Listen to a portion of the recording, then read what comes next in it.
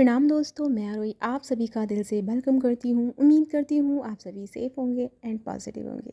आज की current energy divine masculine की तरफ से है, तो आप लोगों के लिए बहुत प्यारी खुशखबरी है उन फैमिलीन के लिए जो कि उनके जो पार्टनर हैं वो किसी न किसी ट्रैप में फंस रहे हैं या किसी थर्ड पार्टी, या जबकि वो जो थर्ड पार्टी है वो बहुत मैनिपुलेट पर्सन है, उनके चक्कर में वो फंसे हुए हैं। उनकी वजह से आपको इग्नोर करते हैं एंड आपको उन्होंने मतलब आपको उन्होंने समझा नहीं उस पर्सन की वजह से। तो यानी कि अब जो मैस्कुलिन की लाइफ है उसमें क्या है कि जो जिस पैटर्न में वो है, यानी कि थर्ड पार्टी कह सकते हैं, किसी फैमिली क्या कह सकते हैं, या कोई फ्रेंड हो सकता है, या फिर कोई मैरिड लाइफ में हो सकते हैं। थर्ड पार्टी यहाँ पे कोई भी हो सकती है, ठीक है। तो यानी कि हमारे जो मैस्कुलिन हैं उनको ये रियलाइज़ हो गया है कि जिस रिलेशनशिप में वो हैं वो बहुत टॉक्सिक रिलेशनशिप है, और उस टॉक्सिक रिलेशनशिप से बाहर आना ही उनके लिए बेटरमेंट होगा। तो ये चीज़ उनके अंदर क्या है ना कि वो रियलाइज़ कर रहे हैं।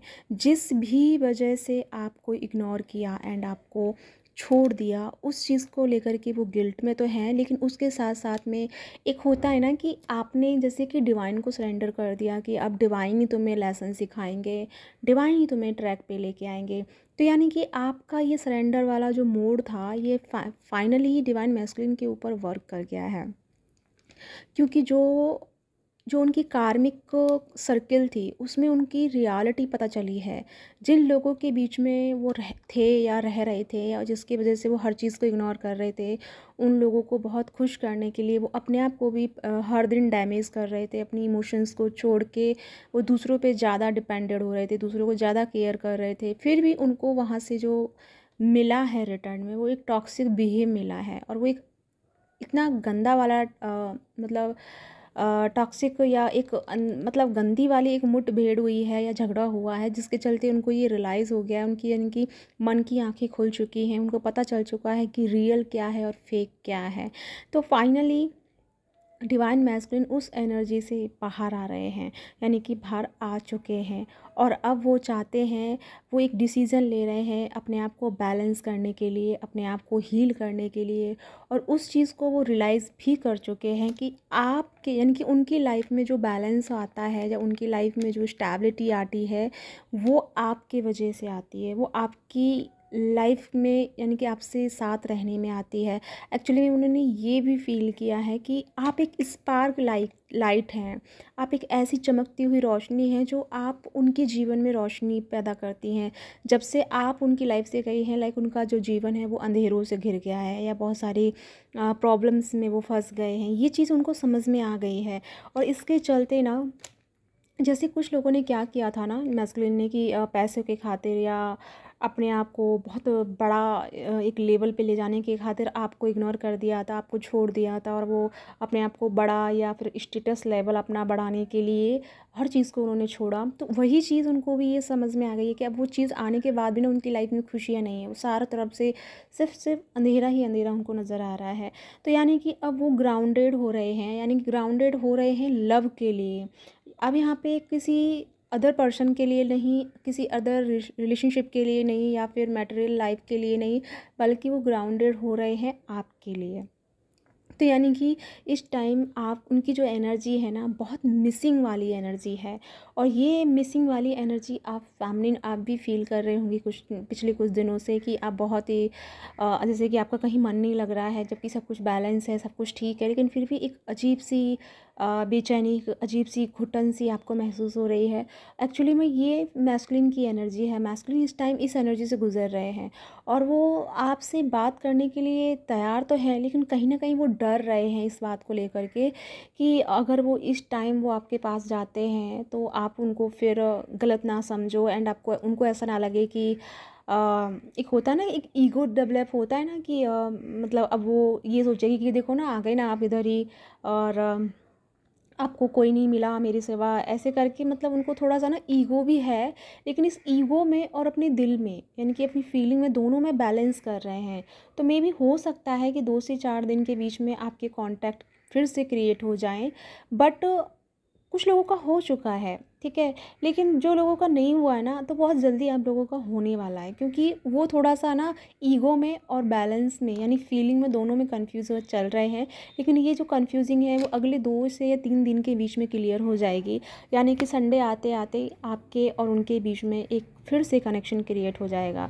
राइट नाउ उनकी अगर मैं एनर्जी या उनकी फीलिंग की बात करूँ, तो वो आपके साथ में ना बहुत प्यारे जो मोमेंट आपने एक दूसरे के साथ स्पेंड किए हैं उनको मिस कर रहे हैं।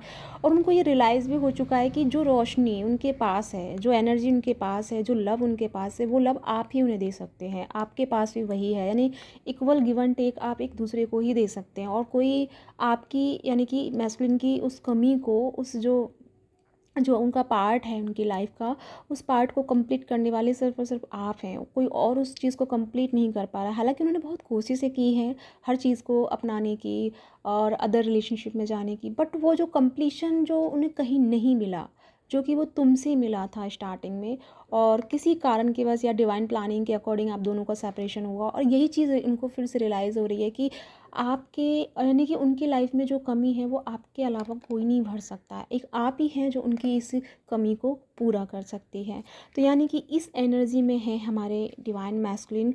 तो फैमिली आपको थोड़ा सा ना क्या करना है ताकि वो जल्दी से एक्शन ले, इस चीज़ के लिए आपको क्या करना है ना कि आपको मेडिटेशन में बैठना है और डीप ब्रीदिंग करनी है। डीप ब्रीदिंग करने के साथ साथ में आपको अपने पार्टनर से कनेक्ट होना है, ठीक है। उनसे कनेक्ट होकर के उन्हें ये रियलाइज़ कराना है कि आप उन्हें एक्सेप्ट करोगे। आपको डरने की या घबराने की ज़रूरत नहीं है, बल्कि आप उनका वेट कर रही हैं और आप उनसे मिलना भी चाहती हैं एंड आप उनसे बात करना चाहती हैं।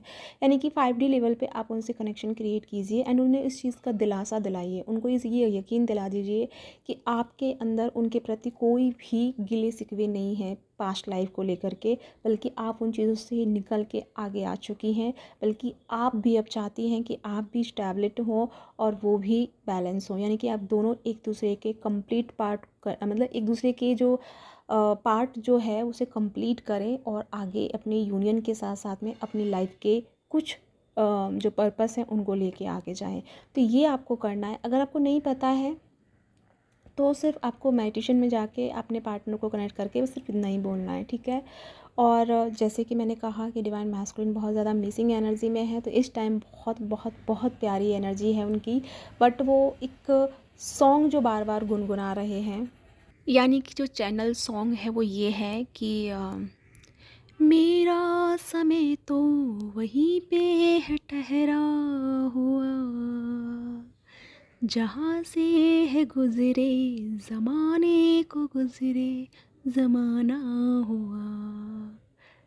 ये जो गाना है इसे आप गूगल करके सुन लीजिएगा। ये वो वाला है खामोशियाँ। तो एक बार उस गाने को सुनिएगा और आपको आंसर्स मिल जाएंगे, ठीक है। ये उनकी तरफ से आपके लिए फीलिंग एंड आपके लिए इमोशंस हैं जो इस गाने के अकॉर्डिंग वो एक्सप्रेस कर रहे हैं एंड इस गाने को बहुत ज़्यादा डीप लेवल पे गुनगुना रहे हैं।